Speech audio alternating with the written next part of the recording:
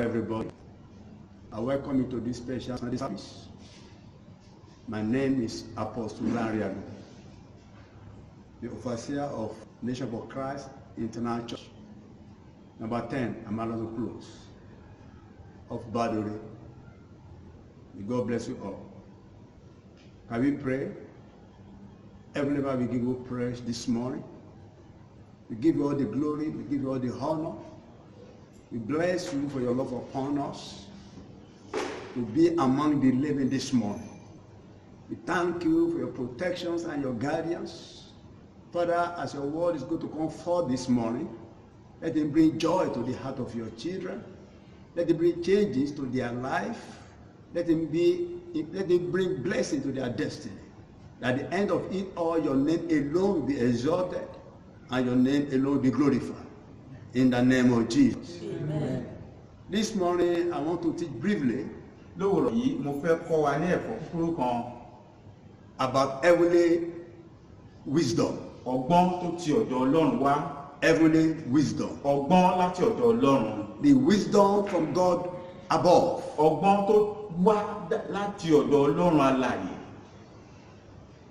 Most of the people, today many people believe manipulation.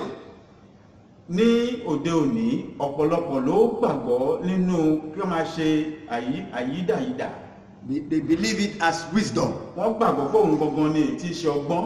They believe lying is wisdom. Wọ́n gbàgbọ́ pé irọ́ pípa ọgbọ́n ni. But all those things are not wisdom from God above. Ṣùgbọ́n gbogbo àwọn èyí kì í ṣe ọgbọ́n tó ti ọ̀dọ̀ Ọlọ́run wá. I want you to open your Bible to the book of James 3. Mo fẹ́ ká ṣí Bíbélì wa sí ìwé Jákọ́bù orí kẹta. I'm going to read from 13 to 17. Láti ẹsẹ̀ kẹtàlá títí dé ìkẹtàdínlógún. I read. Mo kà á. Who is a wise man and endued with knowledge among you? Let him show out of good conversation his works with meekness of wisdom. But if ye have bitter envy and strife in your heart, glory not, and lie not against the truth. This wisdom descended not from above, but earthly, sensual, and devilish. For where envy and strife is, there is confusion, and every evil work. But the wisdom that is from the above is first pure. I repeat, first pure, then peaceable and gentle, easy to be entreated, full of mercy and good fruits, without partiality and without hypocrisy. Ta ni ó gbọ́n tí ó sì ní ìmọ̀ nínú yín? Ẹ jẹ́ kí ó fi iṣẹ́ rẹ̀ hàn nípa ìwà rere, nípa ìwà tútù tí ọgbọ́n. Ṣùgbọ́n bí ẹ̀yin bá ní owú kíkorò àti ìjà ní ọkàn yín, ẹ má ṣe ṣẹ̀fẹ̀fẹ̀, ẹ má sì ṣe ṣèké sí òtítọ́. Ọgbọ́n yìí kì í ṣe èyí tí ó ti òkè sọ̀kalẹ̀ wá, ṣùgbọ́n ti ayé ni, ti ara ni, ti èṣù sì ni. Nítorí ibi tí owú ohun ìjà bá gbé wà, níbẹ̀ ni rúdurùdu àti iṣẹ́ búburú gbogbo wà. Ṣùgbọ́n ọgbọ́n tí ó ti òkè wá, á kọ́ mọ́, á sì ní àlàáfíà, á ní ìpamọ́ra, kì í ṣe ìṣòro láti bẹ̀. Á kún fún àánú àti fún èso rere, lí àìṣe ègbè àti lí àìṣe àgàbàgebè.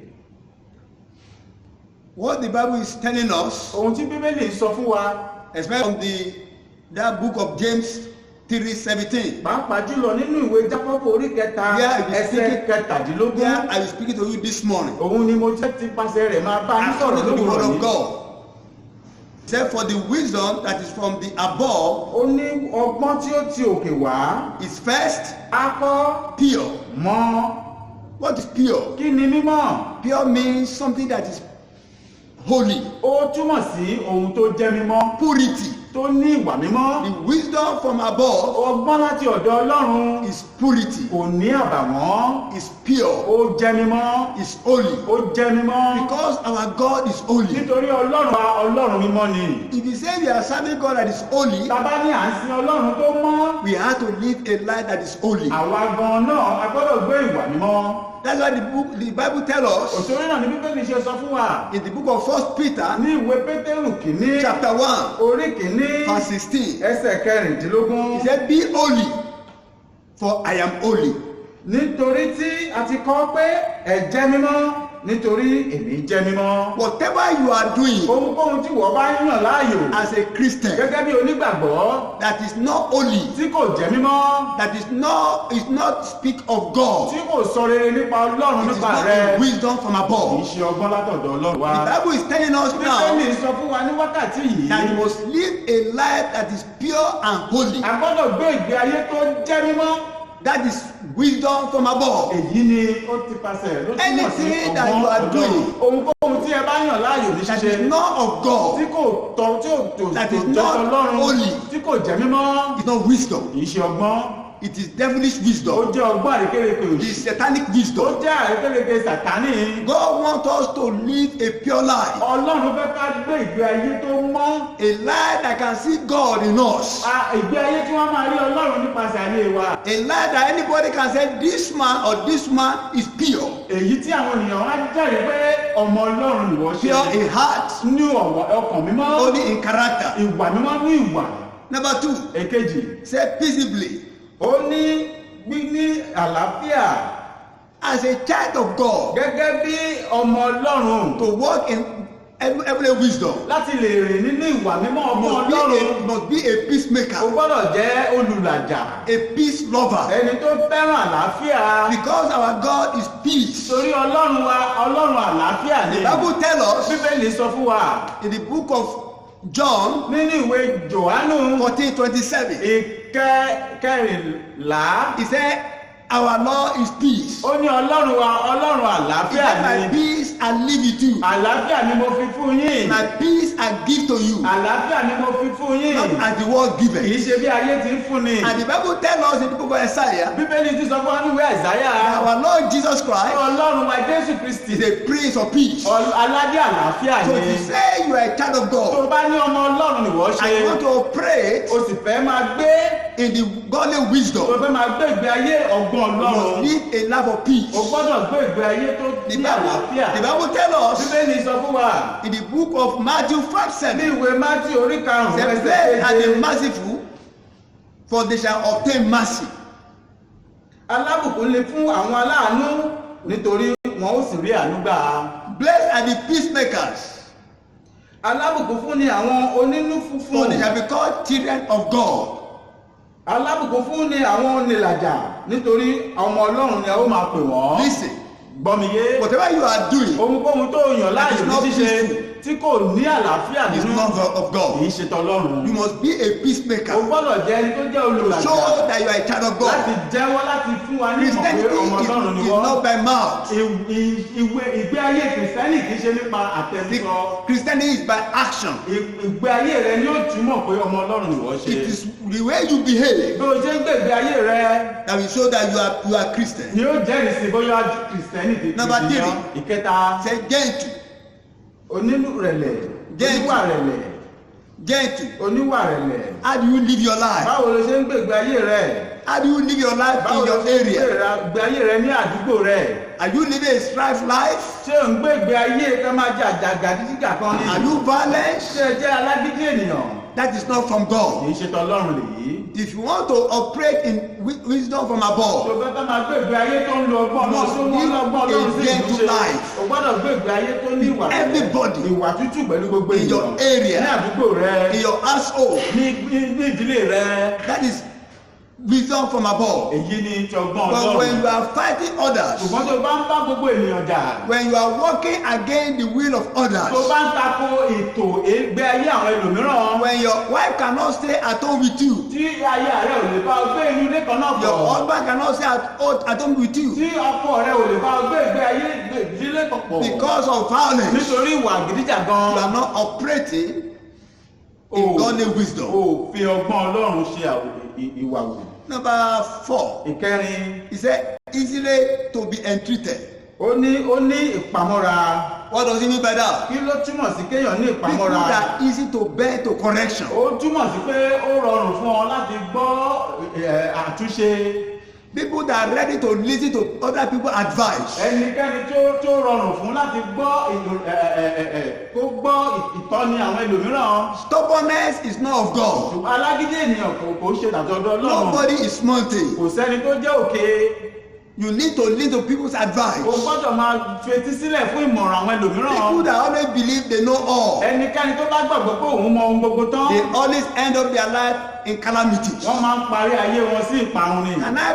Can I point this one to you? Ṣé kí mo lè fi èyí fún yín lápẹẹrẹ bí? Why the president of nations Kí ló dé tí olórí orílẹ̀-èdè have tó advisors ní àwọn agbaninímọ̀ràn gbogbo just to advise them? láti lè máa fún wọn ní ìmọ̀ràn? Why the leader of a Kí church, ló dé tí olùṣọ́ àgùntàn ìjọ, a pastor of a church, olùṣọ́ olùdarí ìjọ have leaders tó ní àwọn alàgbà is to advise them? láti lè fún wọn ní ìmọ̀ràn ní? But when the pastor believes he know all, Ṣùgbọ́n tí olùṣọ́ àgùntàn bá gbàgbọ́ pé òun lòun he's mọ not gbogbo tán, operating kò gbé ìgbé ayé in the wisdom of nínú God. ọgbọ́n Ọlọ́run. Likewise, my brother and sister, Bẹ́ẹ̀ náà ni èmi àti ìrẹ́ arákùnrin you are not mi. perfect. Ó pé Bible says nobody is perfect. Bíbélì sọ pé kò sẹ́ni tó We are pé. just working toward perfection. A ṣì ń tiraka láti You need to pípé know ni. ideas with A others. nílò láti máa gbọ́ ìmọ̀ràn arábìnrin wa.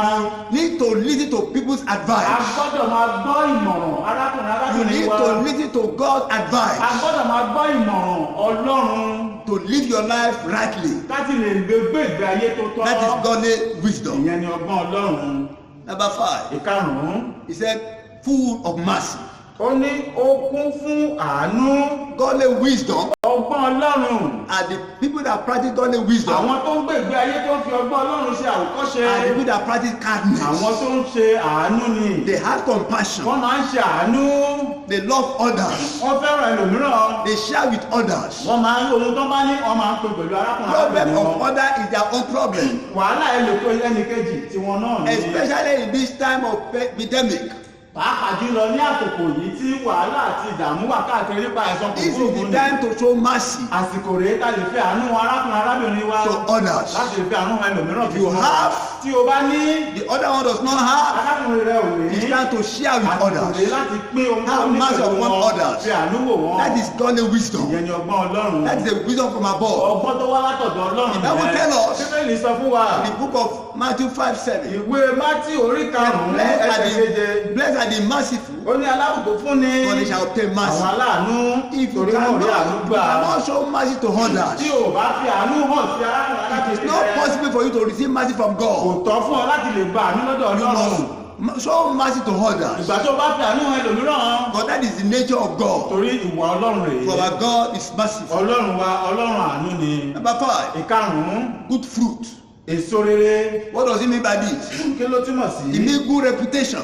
Ó túmọ̀ sí ìwà rere, ọ̀rọ̀ rere nípa rẹ. What can people speak about Kí you? ni àwọn ènìyàn lè sọ nípa rẹ? What your life is bringing out? Ṣé èso wo ni ayé rẹ ń gbé jáde? What about fruit is Irú your èso life is wo ni bringing out? ayé rẹ ń gbé jáde fún ènìyàn rí? What can people say about Kí you? ni àwọn ènìyàn lè sọ nípa rẹ? Are you living a life that people can say this man is a good man? Ǹjẹ́ ò ń gbé ìgbé ayé tí àwọn èèyàn lè wọ́n lè sọ pé arákùnrin ènìyàn rere ni? Are you living a life that they can say this woman is a good woman? Ǹjẹ́ ò ń gbé ìgbé ayé tí wọ́n lè tọ́ka sí pé arábìnrin yìí ọmọ Ọlọ́run Is your life fruitful Ṣé ìgbé ayé rẹ ó so èso rere bí? to God's kingdom? Nínú ìjọ Ọlọ́run. Can your behavior Ṣé ìwà rẹ bring others tí ó lè mú àwọn ènìyàn to wá God's kingdom? sínú ìjọba Ọlọ́run? Can the way you behave at home Ìbí o ṣe ń hùwà ní ilé rẹ be compared to the way you behave in tí a lè church? fi wò ó káwò sí bó ṣe ń wà ní If ìjọ you are Ọlọ́run. operating in godly wisdom, Tó o bá rìn nínú ìwà ọgbọ́n Ọlọ́run. you have to behave the way you behave in church, you behave Bí o ṣe outside. ń hùwà ní ìjọ náà ló yẹ kó o Let máa your hùwà life be rere nílé fruitful to God's kingdom. láti lè máa pè èso rere wá sí ìjọ Let me Ọlọ́run. speak good of you. Jẹ́ kí àwọn ènìyàn lè máa sọ rere nípa rẹ̀. If you are doing that, Tí o bá ń ṣe èyí, then you are practicing wisdom from above. tí o bá ń ṣe èyí, ó túmọ̀ sí pé òun mú ọgbọ́n Ọlọ́run lò, ọgbọ́n tó wá Amen. látọ̀dọ̀ Ọlọ́run. Àmín.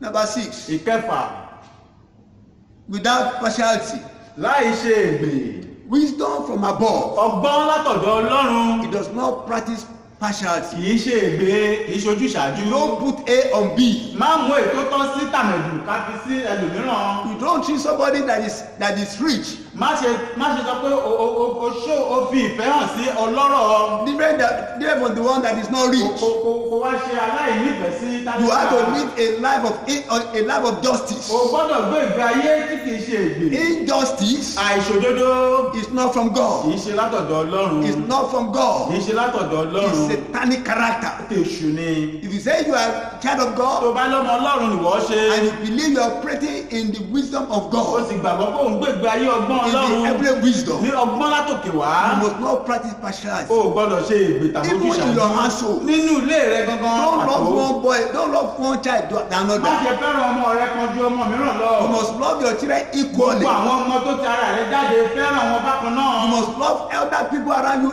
equally. gbogbo àwọn alábàágbé rẹ lágbègbè rẹ fẹ́ràn wọn bákan náà. Don't destroy somebody to make a friend with another person. má ṣe bà ẹnìkan jẹ́ torí o fẹ́ jẹ́ ọ̀rẹ́ sí ẹlòmíràn. That is injustice. àìṣòdodo rèé. Don't spoil another man's name. má bà orúkọ ẹlòmíràn jẹ́. When you are looking for favor from torí somebody gbogbo else, ojú rere látọ̀dọ̀ ẹlòmíràn. that is not from kì í God. ṣe ọgbọ́n látọ̀dọ̀ It's not the Ọlọ́run. wisdom from kì í ṣe above. ọgbọ́n Ọlọ́run rèé. It is devilish wisdom. ọgbọ́n Sátánì ọgbọ́n èṣù ni. Earthly wisdom. ọgbọ́n ayé ni pẹ̀lú. It's not supposed to be a part. It's not supposed to be part of your life. kò yẹ kó jẹ́ ewu tó wà nínú ayé As a rẹ. Christian, gẹ́gẹ́ bí onígbàgbọ́. You need to change your o life. gbọ́dọ̀ ṣe àtúnṣe. The time to live life the way you want it has passed. They are àsìkò past. tí o gbé ìgbé ayé tó wù ọ́ o ti kọjá lọ. What is happening in the world today? gbogbo ohun tó ń ṣẹlẹ̀ láyé lónìí. It's supposed to make us to sit down ó gbọ́dọ̀ mú wa láti jókòó láti ronú and jinlẹ̀. have a reflection ká tún ronú jinlẹ̀ of our life. nípa ayé wa.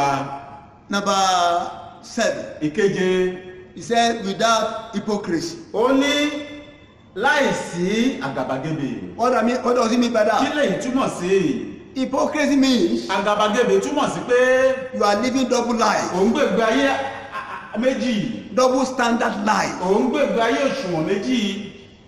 You can be good at home, ó dára nílé but outside you are not good. ṣùgbọ́n níta ọmọ ìṣùlù wà In the ìṣùlù. church you are good. nínú ìjọ Ọlọ́run ìwà rẹ́rà rẹ wá. In the church you are Christian. nínú ìjọ Ọlọ́run ọmọ onígbàgbọ́ rere But ni ọ́. outside. ṣùgbọ́n lóde You are something ó else. jẹ́ ẹlòmíràn ni ọ́. That is hypocrisy. àgàbàgebè rèé. People should be able to talk about you. àwọn ènìyàn gbọ́dọ̀ lè sọ rere nípa And rẹ̀. say this woman kọ́ ní arábìnrin yìí is a Christian. onígbàgbọ́ rere Is ni. a good person ẹni oníwà rere ni. in our church. nínú ìjọ wa. And when they go to your street, tọ́lá sì lọ sí àdúgbò rẹ. they should be able to mean the same thing. ó túmọ̀ sí pé wọ́n gbọ́dọ̀ rí I said, ẹgbẹ́ bí in our onígbàgbọ́. street, in our street, ní àdúgbò wa yìí o. this woman is perfect. arábìnrin yìí ìwà This rẹ̀ man pé is good. ó dára. Not they say good things in your church. kì í ṣe pé kó sọ rere nípa rẹ̀ nínú ìjọ But rẹ̀. even in your house, ṣùgbọ́n nínú ilé tí wọ́n gan ń gbé. they cannot speak good wọ́n má of lè you. sọ rere nípa rẹ̀. Your husband cannot speak of ọkọ good rẹ̀ ò má of lè you. sọ rere nípa rẹ̀. Your wife cannot speak good aya rẹ̀ ò of má you. lè sọ rere Your nípa children rẹ̀. cannot talk good of àwọn ọmọ rẹ̀ ò má lè sọ rere nípa But you rẹ̀. are good in the church. bó dára nínú ìjọ All Ọlọ́run. these things are not wisdom from gbogbo above. àwọn ìwà yìí kò jẹ́ They ìwà are ọgbọ́n devilish látọ̀dọ̀ wisdom. Ọlọ́run. ọgbọ́n èṣù ni It pẹ̀lú. is time for us to think àsìkò rèé fún wa láti ṣe àtúnṣe the way we behave. láti yí padà ní ìgbà burúkú If tá à ń you wù. want to live, you want to live with the godly tí o wisdom, bá fẹ́ gbé ìgbé ayé tó kún fún ọgbọ́n Ọlọ́run látòkè you wá. must practice what I've read to o you. gbọ́dọ̀ ṣe owó máa mú You gbogbo must ọjà live pọ́ọ̀lù a life máa that mú is lò. holy. You must live a life that is holy. o gbọ́dọ̀ gbé ìgbé ayé mímọ́. You must live a life that is o peaceable. gbọ́dọ̀ Peaceable. gbé ìgbé ayé tó kún fún ìwà You must be ìrẹ̀lẹ̀. a peacemaker. o gbọ́dọ̀ jẹ́ ẹni tó Not the troublemakers. o gbọ́dọ̀ jẹ́ oníwàkuwà. You must be a gentle o person, gbọ́dọ̀ jẹ́ ẹni tó níwà ìrẹ̀lẹ̀. not ìwà a tútù. violent person. má ṣe jẹ́ oníwà burúkú. You must be able to listen to people's other people's o gbọ́dọ̀ advice. lè máa gbọ́ ìmọ̀ràn àwọn ẹlòmíràn. You must be teachable. o gbọ́dọ̀ jẹ́ ẹni tó ní ìwà ìrẹ̀lẹ̀ látọ̀sí lè kọ́. Not people that work in kì stubbornness. í ṣe ẹni tó ní ìwà gidi. You must be full of o gentleness. gbọ́dọ̀ jẹ́ oníwà tútù. You must have mercy.